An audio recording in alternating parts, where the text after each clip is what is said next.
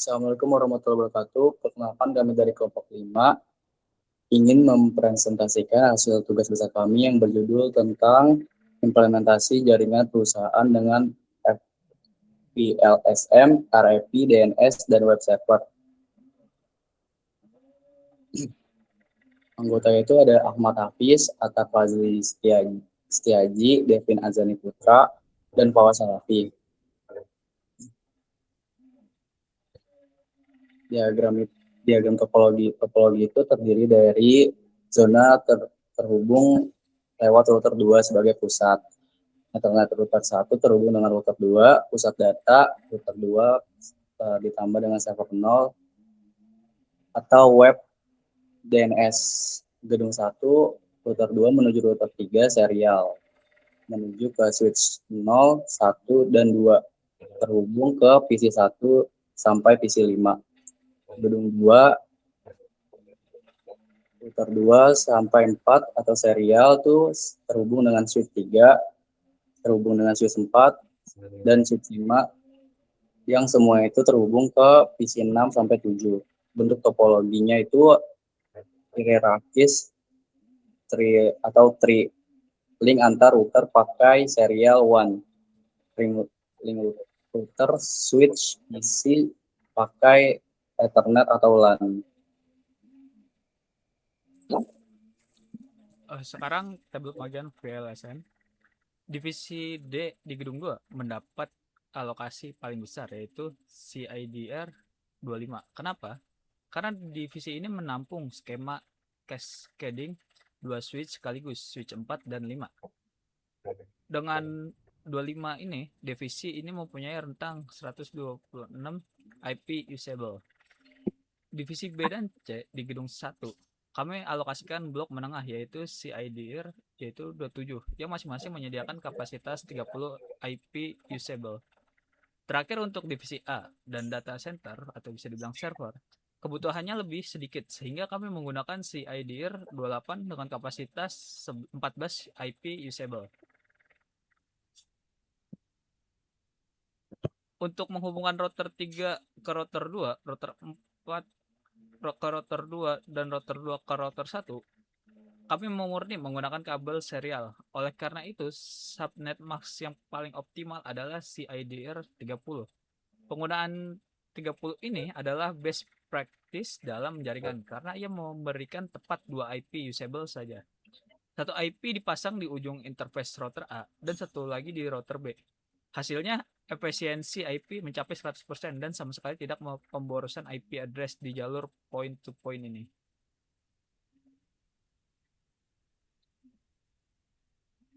Konfigurasi utamanya yang pertama ini ada serial atau WAN. Ini konfigurasi buat tabel serial yang mengarah ke router cabang, yaitu router 3 sama router 4. IP-nya kita pasang sesuai tabel VLSM yang 30 tadi. Di sini ada tambahan perintah clock rate 64.000. Ini fungsinya adalah buat mensinkronisasi speed antara router di simulasi paket tracer, dan jangan lupa juga di no shutdown biar terus menyala.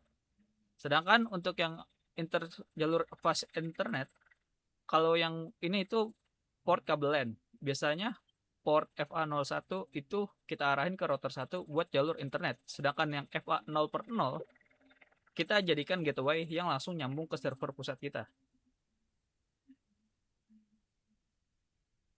Selanjutnya ada RIPv2. Routing RIPv2 ini bagian paling pentingnya. Kenapa?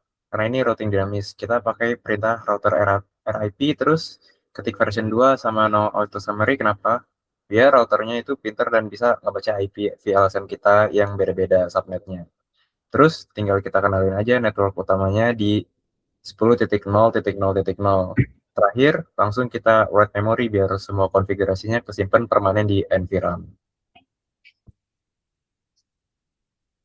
Untuk ping command prompt-nya, pada gambar di sebelah kiri ditampilkan pengujian konektivitas jaringan menggunakan perintah ping. Pengujian dilakukan dari PC 6 di gedung 2 menuju server pusat dengan alamat IP 10.5.0.222. Hasil yang diperoleh adalah reply yang menunjukkan bahwa koneksi antar perangkat telah berhasil terhubung dengan baik dan paket data dapat dikirim melalui beberapa router tanpa kendala.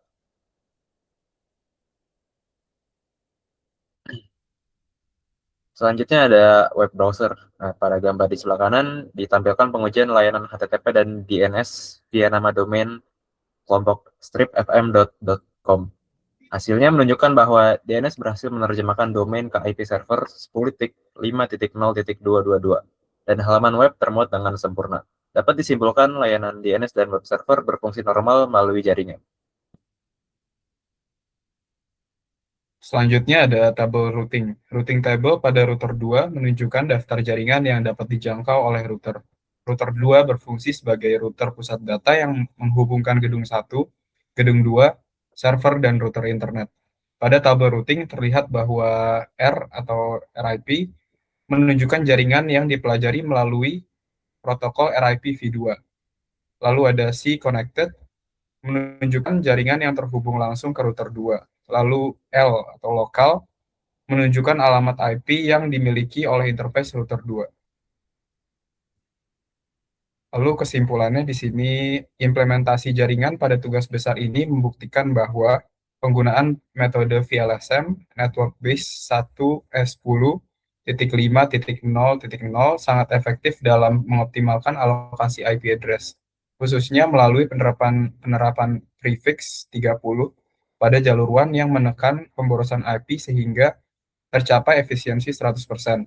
Keberhasilan efisiensi ini didukung penuh oleh keandalan protokol routing dinamis RIPv2 yang mampu beradaptasi dengan konsep classless secara otomatis.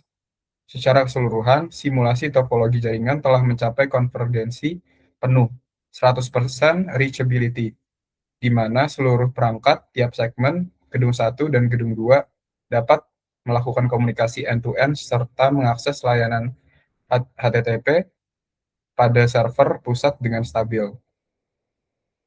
Oke, terima kasih. Sekian dari kelompok kami. Wassalamualaikum warahmatullahi wabarakatuh. Bismillahirrahmanirrahim. Assalamualaikum warahmatullahi wabarakatuh. Halo semuanya, kami dari kelompok 5 ingin mendemokan hasil tugas besar Jakomdat kami.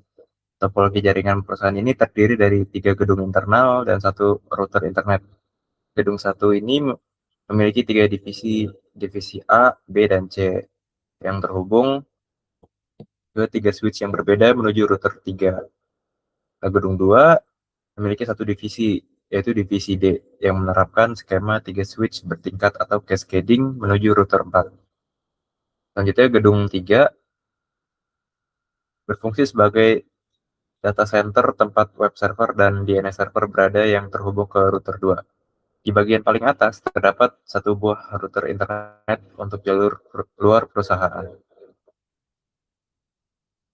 Nah, untuk kesesuaian ketentuan kelompok 5, kami menggunakan blok IP private 10.5.0.0/16. Perhitungan subnetting dilakukan menggunakan metode VLSM, di mana alokasi subnet diurutkan berdasarkan kebutuhan host terbesar terlebih dahulu ke yang terkecil. Urutannya dimulai dari divisi D, yaitu 70 host dengan prefix 25, dilanjutkan dengan divisi B, yaitu 19 host, /27, divisi C dengan 16 host, /27, divisi A dengan 13 host, /28.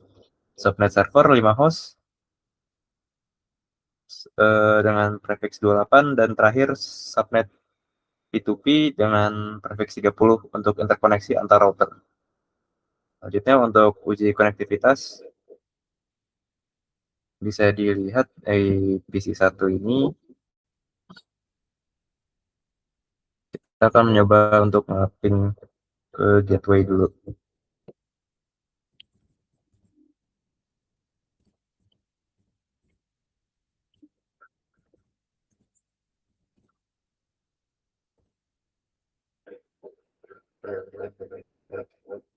Oke, berhasil untuk nge-ping ke gateway. Selanjutnya kita akan nge-ping ke divisi 6 di gedung 2 atau divisi D.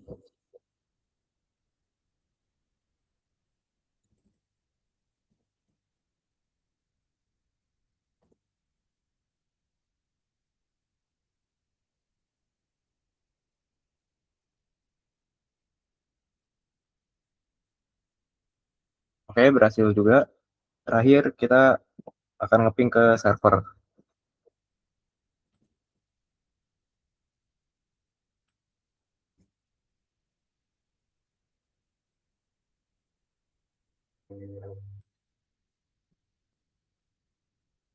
Nah, berhasil juga. Dapat dilihat di sini pada CMD PC1 saat dilakukan ping ke gateway divisinya sendiri hasilnya sukses. Begitu juga saat melakukan ping lintas gedung menuju PC6 yaitu di gedung 2 serta ping ke arah web server di gedung 3 seluruh paket berhasil terkirim. Yang status reply. Kita lanjut ke demo akses domain web. Kita ke web browser ini. Untuk domainnya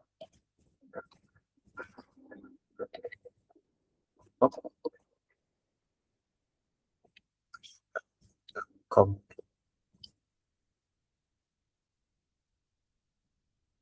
Nah, sesuai dengan spesifikasi soal, semua divisi bisa akses ke server menggunakan nama domain unik kelompok kita. Nah, di sini kami menguji akses domain kelompok stripfm.com.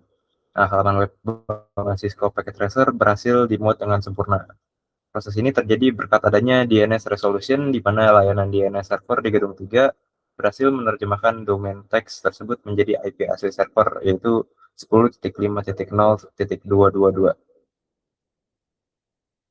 Selanjutnya kita akan penjelasan routing table di router 3.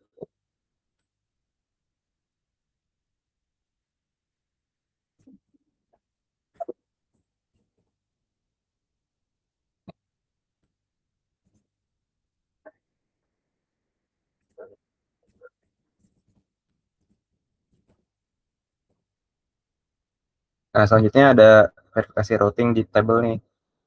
Router beroperasi pada layer 3 yaitu network. Di sini dapat dilihat baris jaringan dengan kode huruf R yang menandakan router internal. Kami menggunakan dynamic routing RIP v2 untuk saling bertukar informasi peta rute network antar gedung secara otomatis. Selain itu terdapat kode S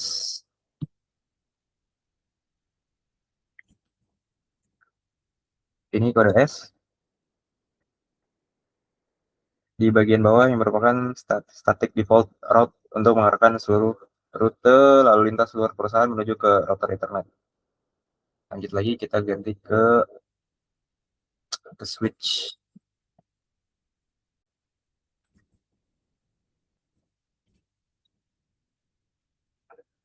Akan show MAC address.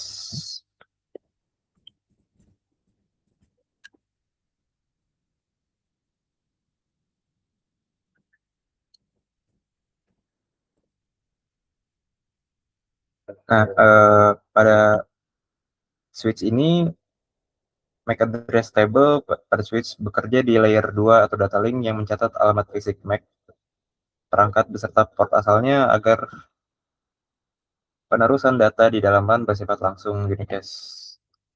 Lanjut kita ke PC1.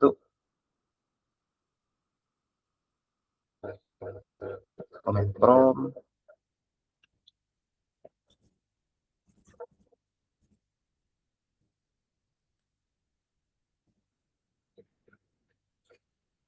Nah, sementara itu ARP table pada PC atau router berfungsi untuk menjembatani komunikasi dari layer 3 ke layer 2 dengan cara menyimpan daftar pemetaan antara IP address dengan MAC address perangkat tujuan pasca aktivitas ping dilakukan.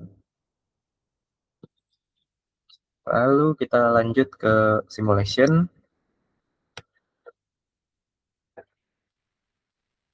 Udah. Nah, di sini bisa kita lihat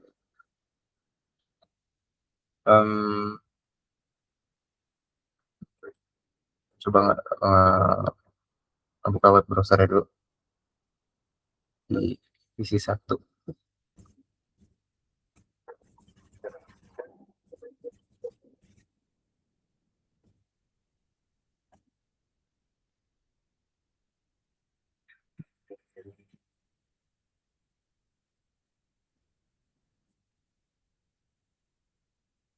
Ya, bisa dilihat ya. Ada amplop-amplop ini paket yang menuju ke server.